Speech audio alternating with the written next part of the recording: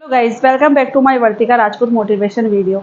आज आप लोगों के लिए फिर से एक ऐसी मोटिवेशन वीडियो लेकर कर आई हूँ जिसे सुन करके वास्तव में आप लोग सोचेंगे कि लड़कियों के लिए कितना मुश्किल होता है कि बाहर अपने सपनों को साकार करने के लिए क्या क्या चीज़ें उनको नहीं झेलनी पड़ती है। जी हाँ, आज का वीडियो इसी पे ही है, तो वीडियो को एंड तक जरूर देखें और वीडियो पसंद आए तो वीडियो को लाइक, सब्सक्राइब और ज़्यादा से ज़्यादा आप शेयर जरूर करें। तो मैं आज आपको बताती हूँ, आज जो आपको मैं बताने जा रही हूँ एक ऐसी लड़की की जिसका सपना था सिर्फ डॉक्टर बनना। जी हाँ, पर उसके जीवन के अंदर उसको किस चीज़ का सामना करना पड़ा, ये आज आपको मेरे वीडियो में देखने के लिए मिलेगा। तो वीडियो को पूरा ज़रूर देखें। आज मैं आपको साक्षी नाम की लड़की की कहानी सुनाने जा रही हूँ जो बिल्कुल सच्ची जर्नी है। तो वीडियो को प्लीज़ आप स्किप ना करें, वीडियो को पूरा वॉच ज़रूर करें। साक्षी साक्षी 2 बहनें और 1 भाई होते हैं, क्योंकि मैं हमेशा ये बताती हूँ कि कितने भाई-बहन हैं, क्या है। और साक्षी का परिवार बहुत अच्छा होता है, बहुत ही अच्छा। एक गाँव में रहने वाले होते हैं, माँ-बाप सक्षम परिवार से ही होते हैं, आप ज़्यादा गरीब परिवार नहीं बोल सकते। जो साक्षी थी जब 7 साल की हुई, तो साक्षी के बोलते हैं ना कि एक अच्छा खुशहाल परिवार अच्छा होता है, अच्छा परिवार होता है, उसके अंदर दुखों का एकदम अचानक से जो पहाड़ टूट पड़ता है, तो सोचिए उस परिवार के ऊपर क्या बीतता। यही हुआ, साक्षी जब 7 साल की थी तो वो सबसे ज़्यादा करीब अपने पिताजी के थी। पर पिताजी के पास ही वो खाना-पीना सब कुछ पिताजी के पास ही किया करती थी। साक्षी ऐसी ही थी। फिर साक्षी ने धीरे-धीरे जब साक्षी 7 साल की हुई तो एकदम वो स्कूल से आती है, तो बहुत सारे लोगों को वो इकट्ठा हुए हुए देखती है। तो फिर वो बोलती है कि क्या हुआ, क्या हुआ, क्या हुआ? तो एक इंसान है उसके सिर के ऊपर हाथ रख देता, पर वो कुछ भी नहीं बोलता। आगे जाके देखती है तो उसकी मम्मी बहुत ज़ोर-ज़ोर से रोती है और साक्षी को गले लगा के बोलती है, बेटा तेरे पापा अब नहीं रहे। जैसे कि साक्षी 7 साल की बच्ची थी, पर वो अपने पिताजी के बहुत ज़्यादा करीब थी, तो वो सोच में पड़ गई ये क्या हो गया? माँ अब क्या करे? एक आपको पता है, अगर एक घर में अगर बाप का साया उठ जाता है तो उस औरत के ऊपर क्या बीतती है, उन बच्चों पे क्या बीतती है, कैसा घर का खर्च चले, सब कुछ ज़िम्मेदारी एक औरत के ऊपर आकर के रुक जाती है। साक्षी सबसे बड़ी थी और उसके 2 भाई-बहन जो थे वो उससे छोटे थे। फिर साक्षी ने अपनी मम्मी को खेतों में काम करते देखा। इसी तरीके से साक्षी ने 10th क्लास पास करी। जब वो 10th क्लास में आई तो उसका सारा जो खर्चा था वो उसके चाचा चलाते थे। फिर जब वो 10th क्लास के अंदर आई, तब अचानक से फिर दूसरा दो उनके घर के ऊपर झटका पड़ा। उसके जो चाचा थे वो भी ख़त्म हो गए, जो घर का खर्च चलाने वाले थे, घर को परिवार को सँभालने वाले थे। ये दूसरा झटका था। और इधर साक्षी के जो थे वो 10th क्लास की बोर्ड थी। साक्षी ने कैसे भी ले देखी, कैसे भी वो बोर्ड के एग्ज़ाम किए। हालाँकि वो फर्स्ट डिवीज़न से पास हुई, पर उन नंबरों से वो संतुष्ट नहीं थी। वो बोल रही थी कि मुझे वापस से एग्ज़ाम देने हैं। पर फिर बात ये थी कि सब लोगों ने बोला कि बेटा तेरे सही नंबर है, आगे तो दूसरे नंबर पर पढ़ाई पे फ़ोकस करना, तू कर लेगी।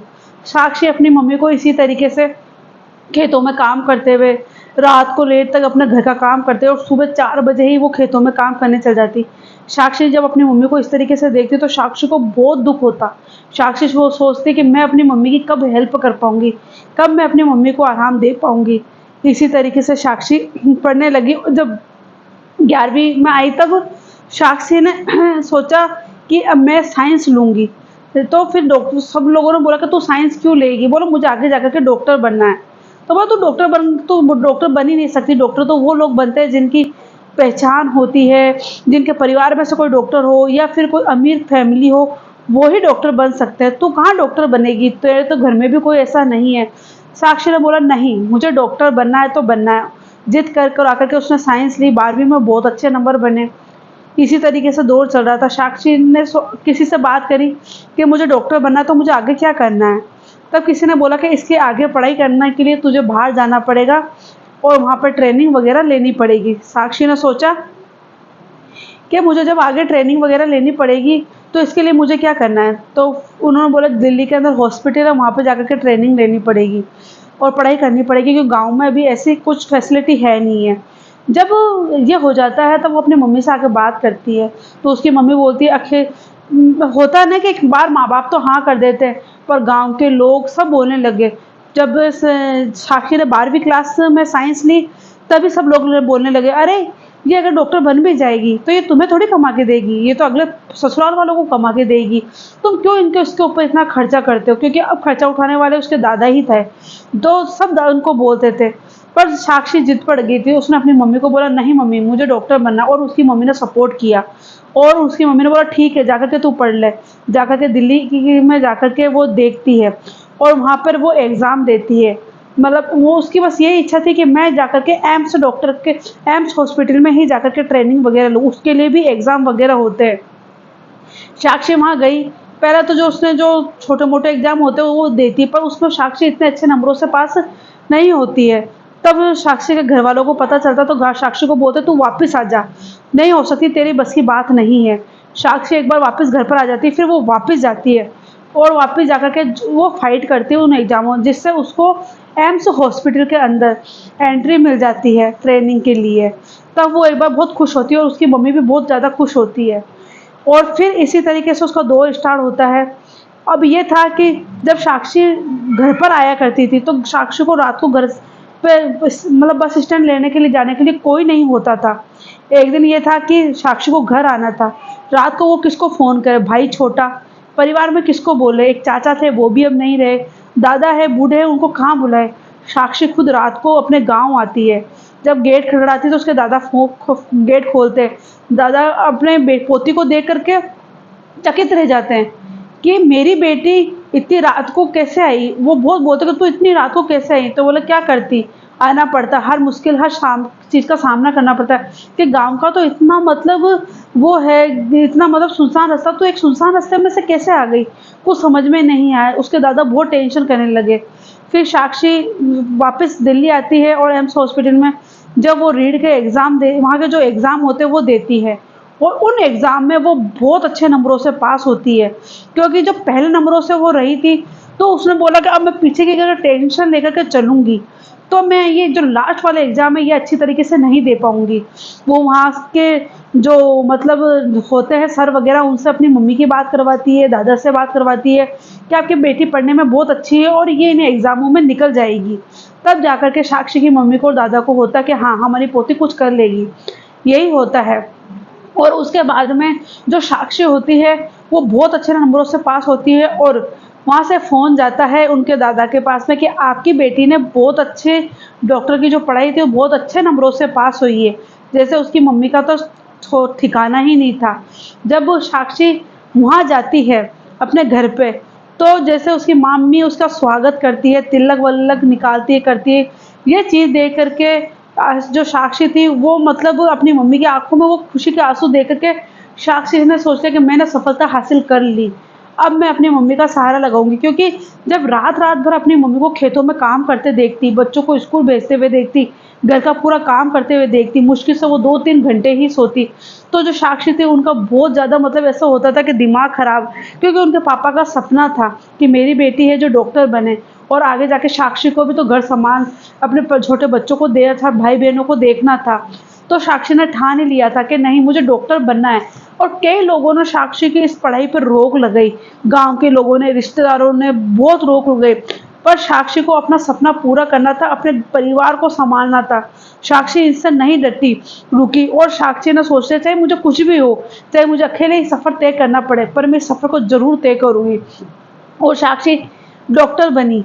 डॉक्टर बनने के बाद में जब पहली तनख्वाह साक्षी अपने घर पे लेकर आई, अपनी माँ के हाथ में दिया, तब साक्षी की माँ रोने लगी और बोली कि आज तेरे पापा होते तो बहुत खुश होते। तब साक्षी ने बोला कि कहीं पे भी होंगे वो मुझे देख रहे होंगे तो बहुत खुश होंगे। इसी तरीके से साक्षी अपनी मतलब सफलता को हासिल कर लेती है और उसकी मम्मी का जो था खेतों में काम करवाना वो बंद करवाती है, क्योंकि अब जो साक्षी थी वो अच्छी तरीके से पढ़ लिख गई और डॉक्टर बन गई। तब साक्षी ने सोचा अब मैं अपने भाई बहनों को भी अच्छा पढ़ा सकती हूँ, उनके पैरों पर खड़ा कर सकती हूँ। क्योंकि जब डॉक्टर नहीं बनी थी और वो 12वीं क्लास में थी, तब उसने सोचा कि अगर मैं घर में यहीं रुक गई और यहीं छोटी-मोटी अगर नौकरी कर ली, तो मैं अपने भाई-बहनों को किस तरीके से मतलब आगे बढ़ाने के लिए मैं उनको कैसे आगे बढ़ा पाऊँगी? क्योंकि जब मैं खुद ही दलदल में फँस जाऊँगी तो मेरे भाई-बहनों को कैसे उनके पैरों पे मैं खड़ा करूँगी?